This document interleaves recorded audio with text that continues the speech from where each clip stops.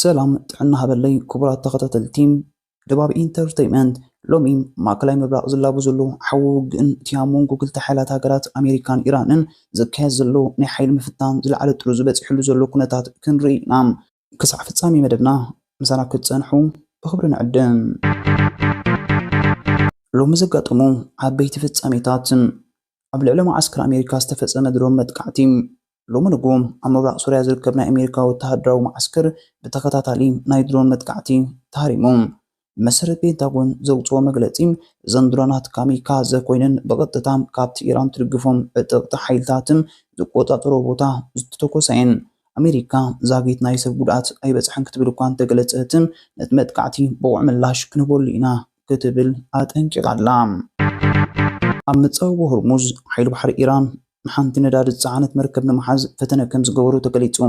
እታ መርከብ ምስ ኣሜሪካ ምትእስሳር ዘለዋ ኮይና ናይ ኣሜሪካ መራኸቢ ኩናት ናብቲ ቦታ ምስ ቀረባ እዩ እቲ ግጭት ዝሃድም። እዚ ፍጻመ እዚ ዋጋ ነዳዲ ሎሚ ኣብ ዕዳጋ ዓለም ብክልተ ሚእታዊት ክውስኽ ገይሩሎም። ቴህራን ሓዱሽ ናይ ሚሳይል ፈተነ ሎሚ ኢራን ካይባር ሽኻን ዝተሰመየ ካብ 1450 ኪሎ ሜትር ንላዕሊ ክውንጨፍ ዝኽእል ባለስቲክ ሚሳይል ብዓወት ከም ዝፈተነት ኣውጃላ። እዚ ሚሳይል እዚ ንኩለና ማእከላይ ምብራቕ ዝርከባ ማዓስከራት ኣሜሪካን እስራኤልን ክወቅዕ ዝኽእል ዓቕሚ ዘለዎ እዩ። እዚ ፈተነ እዚ ንዋሽንግተን ኣብ ናይ መጠንቀቕታ መልእኽቲ ኮይኑ ኣሎ።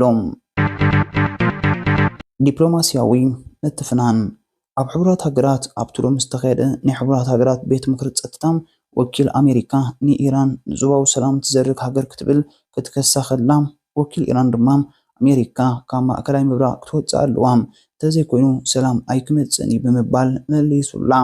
ሩስያን ቻይናን ምስ ኢራን ብምዃን ነቲ ኣሜሪካ ከተሕልፎ ዝደልየት ናይ ኩነነ ውሳኔ ተቐይሞን ኣለዋ። ተንተንቲ እንታይ ይብሉ? ሎሚ ዘጋጠመ መጥቃዕቲ ድሮን ኢራንና ኣሜሪካ ኣብ ዞባ ንምጭናቕ እትጥቀመሉ ስትራተጂ ኣካል እዩ። ኣሜሪካ እንተመሊሳ እቲ ውግእ ናብ ሙሉእ ዞባዊ ኩናት ክቕየር ይኽእል እዩ።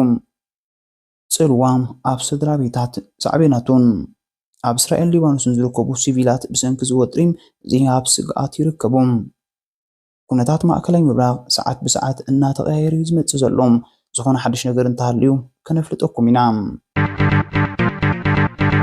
እቲ መጥቃዕቲ ድሮን ኣብ ማዓስከር ኣልታነፍ ሎሚ ጓሕታ እተን ድሮናት ካብ ሰሜናዊ ኢራቅ ተበጊሰን ንማዓስከር ኣሜሪካ ከም ዝወቕዓ ናይ ሰለያ ሓበሬታታት ይምልክቱ። ዝርዝር ጉድኣቱ ኣሜሪካ ዛጊት ሞት የለን ትብል እምበር ሓደ ካብቲ ቀንዲ ናይ ራዳር መሳርሕታት ክልተ ናይ ነዳዲ መኽዘናት ብሓዊ ከም ዘዓነዎም ይግለጽ ኣሎ። መልእኽቲ ኢራን እዚ መጥቃዕቲ እዚ ኣሜሪካ ኣብቲ ዞባ ንእትገብሮ ዘላ ወተሃደራዊ ደገፍ ንእስራኤል መጠንቀቕታ ንምሃብ ዝተገበረ እዩ። ምላሽ ዋይት ሃውስ ፕሬዚደንት ኣሜሪካ ምስ ዓለውቲ ወተሃደራዊ መራሕቲ ህፁፅ ኣኼባ ገይሮም ኣለዉ። ንሰራዊትና ስትንከፍ ስጉምቲ ብዘይ ምላሽ ኣይክሓልፍን ዝብል ሪፖርት ይወፅእ ኣሎ። ኣብ ቀይሕ ባሕሪ ዝተወልዐ ሓድሽ ወጥሪ እቲ ሎሚ ኣብ ምፅዋዕ ሆርሙዝ ዘጋጠመ ምትፍናን ናይ ቀይሕ ባሕሪ እውን ተሰጋጊሩሎም። ሑትን ድሮናትን ብኢራን ዝድገፉ ሑቲ ሎሚ ሰለስተ ናይ ንግዲ መራኸቢ ንምውቃዕ ፈተነ ገይሮም። እንተኾነ ግን ናይ ኣሜሪካ መራኸቢ ኩናትን ነተን ድሮናት ኣብ ኣየር ከለዋ ኣፍሺላተን። ስግኣት ንግዲ ዓለም ዓበይቲ ኩባንያታት መራኸቢ ብቀይሕ ባሕሪ ምሕላፍ ኣቋሪፀን ብደቡብ ኣፍሪቃ ክዞራ ጀሚረን ኣለዋ። እዚ ድማ ኣብ ኤውሮጳን ኣሜሪካን ናይ ኣቑሑት ዋጋ ክውስኽ ምኽንያት ይኸውን ኣሎ። ምስጢራዊ ምንቅስቓስ ሓይሊ ባሕሪ ኣሜሪካ ኣብ ሰዓት እዚ ኣሜሪካ ካብ ዝኾነ ግዜ ንላዕሊ ዝለዓለ ናይ ኩናት መራኸቢ ኣብ ማእከላይ ምብራቕ ኣወፊራ ትርከብ። እታ ዘመናዊት ነፈርቲ እትፀውር መርከብ ምስ ተዓጀብታ መራኸቢ ኩናት ኣብቲ ዞባ ትንቀሳቐስ ኣላ። ዕላምኡ እዚ ዓብ ሓይሊ እዚ ንኢራን ናብ ዝግጭት እዚ ከይኣትዉ ዝብል ቀጥታዊ መጠንቀቕታ እዩ። ምስጢራዊ ሰርጓጉ መራኸብ ናይ ኒውክሌር ዓቕሚ ዘለዎን ሰርጓጉ መራኸቢ ኣሜሪካ እውን ኣብቲ ዞባ ከም ዘለዋ ይፍለጥ። እዚ ድማ ኣሜሪካ ንዝኾነ መጥቃዕቲ ብሴኮንድታት ውሽጢ መልእኽቲ ንምሃብ ድልውቲ ምዃና ዘርኢ እዩ። ናይ ሳይበር ውግእ እቲ ውግእ ብሚሳይል ድሮን ጥራይ ዝካየድ ኣይኮነን። ሎሚ ኣብ መንጎ ኣሜሪካን ኢራንን ዝበርትዐ ናይ ሳይበር መጥቃዕቲ ይካየድ ኣሎ። ኢራን ኣብ ልዕሊ ትካላት መንግስቲ ኣሜሪካን ሆስፒታላትን ናይ ሃኪንግ መቅጣዕቲ ንምፍፃም ትፍትን። ኣሜሪካ ብወገና ኣብ ልዕሊ ናይ ነዳዲ መርበባትን ናይ ኒውክሌር ትካላት ኢራንን ዲጂታል መጥቃዕቲ ምፍጻም ንስራሕቶም ምትዕንቃፍ ትሰርሕ። እዚ ስቕ ዝበለ ውግእ ካብቲ ናይ ባሩር ውግእ ዘይትንእስ ዕንወት ከስዕብ ይኽእል እዩ። ጽልዋ ኣብ ልዕሊ እስራኤልን መሻርክታን ኢራን ንኣሜሪካ ክትወቅዕ እንተደልያ እቲ ቀረባ ዕላማኣ እስራኤል እያ። ናይ ሚሳይል ጽላል እስራኤል ብናይ ኣሜሪካ ርግብ ዝተሰርሐ ኣይሮን ዶም ንኣሮውን ዝተባህሉ መከላኸሊታት ትጥቀም እኳ እንተኾነትም ኢራን ግን ብኣሽሓት ዝቑጠሩ ሚሳይላት ብሓንሳእ ብምውርዋር ነቲ ስርዓት ንምድኻም ትልም ኣላ። ስዑድ ዓረብን ኢማራትን እዘን ሃገራት እዚአን ኣብ መንጎ ክልተ ሓዊየን ዘለዋ ብሓደ ወገን ፀጥተአን ንምሕላው ምስ ኣሜሪካ ክኾና ይደልያ፣ ብካልእ ወገን ድማ መጥቃዕቲ ኢራን ከይወርደን ይሰግኣ። እዚ ዲፕሎማስያዊ ፀወታ ነቲ ዞባ ዝያዳ ዝተሓላለኸ ይገብሮ። ተኸታተልቲ ክኾኑ ዝኽእሉ ፍጻሜታት ክቡራት ተዓዘብቲ እዚ ወጥሪ ዝናበይ ከመርሕ ይኽእል ሰለስተ ተኽእሎታት ኣለዉ። ቀጻሊ ወጥሪ ፊት ንፊት ከይጋጠሙ ብውክልናን ብሳይበርን ጣይ እናተዋግኡ ምቕጻል፣ ዝተሓፀረ ግጭት ኣሜሪካ ኣብ ውሽጢ ኢራን ዝርከቡ ናይ ሚሳይል ማዓስከራትን ብናይ መጥቃዕቲ ጥራይ መታን ክትወቅዕ፣ ኢራን ድማ በተመሳሳሊ መልሲ ክትህብ፣ ሙሉእ ኩናት ዝና ዓለም ዝዕኑ ዋጋ ነዳዲ ሰማይ ሰቅልን መወዳእታ ዘይብሉ ዓብ ኩናት እዩ።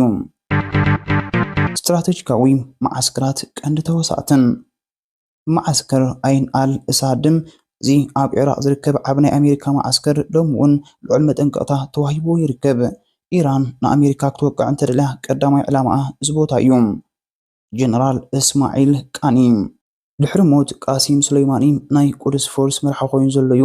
ሎሚ እውን ምስቶም ኣብ ሶርያን ኢራቅን ዘለዉ ጥዋት ሓይልታት ምስጢራዊ ርክብ ከም ዝገበረ ናይ ሰላያ ምንጭታት ይሕብሩ።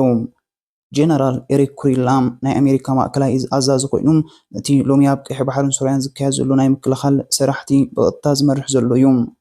ናይ ስለያ ፀብጻብ ዝተዳለወ ናይ መጥቃዕቲ ውጥን ሎሚ ብወገን ኣሜሪካ ዝወፅ ናይ ስለያ ፀብጻብ ከም ዝሕብሮም ኢራን ኣብ ደቡባዊ ገማግም ባሕሪኣም ወይ ድማ ኣብ ትሕቲ መሬት ዝተሃንፁ ናይ ሚሳይል ከተማታት ኣዳልያ ትርከብ።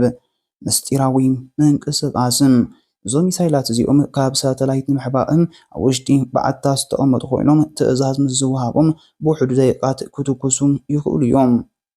ናይ ኣሜሪካ ሳተላይት ሎሚ ንጎ ኣብ ልዕሊ ቴህራን ናታንዝን ናይ ኒውክለር ማእከል ዝለዓለ ናይ ስለያ ክትትል ይግበር ከም ዘሎ ተገሊጹ። ጽልዋ ኣብ ልዕሊ ኢትዮጵያን ቀርኒ ኣፍሪቃን እዚ ውግእ እዚ ካብ ማእከላይ ምብራቕ ወፂኡ ናብ ቀርኒ ኣፍሪቃ ክግዕዝ ዝኽእለሉ ዕድል ሰፊሑ ባብኤል መንደብ እቲ ኣብ መንጎ የመንን ኤርትራን ጅቡትን ዘሎ መጻብቦም ሎሚ ብሰንኪ መጥቃዕቲ ሑቲ ስጋኣት ወዲቑ ይርከብ። ፀጥታ ዞባና ኢራን ኣብቲ ዞባ ጽልዋኣ ንምስፋሕ ትፅዕር ኣላ። ኣሜሪካ ድማ ኣብ ጅቡቲ ዘለዋ ማዓስከር ተጠቒማ ነዚ ኩነታት ክትከታተል ትግድድ ኣላ። እዚ ማለት ዝኾነ ኣብቲ ዞባ ዝውላዕ ሓዊ ፀጥታ ቀርኒ ኣፍሪቃ እውን ብቐጥታ ይፀልዎ እዩ። ናይ መወዳእታ ትንተና ክሳዕ መዓስ ሎንግ ጌም እቲ ዘስግእ ጉዳይ ዝግጭት እዚ መወዳእታ ዘይብሉ ናይ ድኻም ውግእ ምዃን እዩ። ኣሜሪካ ካብቲ ዞባ ክትወፅእ ትደሊ፣ ኢራን ድማ ንኣሜሪካ ውፅያ በዓል ሓያል ክትከውን ትፅዕር። ተስፋ ሰላም እንኮ ናይ ሰላም መገዲ ክልቲአን ሃገራትን ናብ ናይ ዘተ ጣውላ ተመሊሰን ሓድሽ ስምዕ ገብራ ከለዋ ጥራይ እዩ። ተዓዘብቲ ዓለም ሎሚ ዓለም ቃልሲ ሓይልታት ትዕዘብ ኣላ። ሓደ ንኡስ ጌጋ ግን ንታሪክ ወዲ ሰብ ክቕይሮ ይኽእል እዩ። መዕፀዊ ንሎሚ ዝነበረና ዜናዊ ትንተና እዚ ይመስል ነይሩ። እዚ ቪድዮ እዚ ሓበሬታ ሂብኩም እንተኮይኑ ላይክ ብምግባር ርእይቶኩም ድማ ኣብቲ ናይ ኮመንት ቦታ ክትጽሕፉልና ንላቦም። ተመሳሳሊ ዜናታትን ትንተናታትን ምክትታል ሳብስክራይብ ብምግባር ኣይትረስዑም። ክሳዕ ዝቕፅል ሰላም ኩኑ።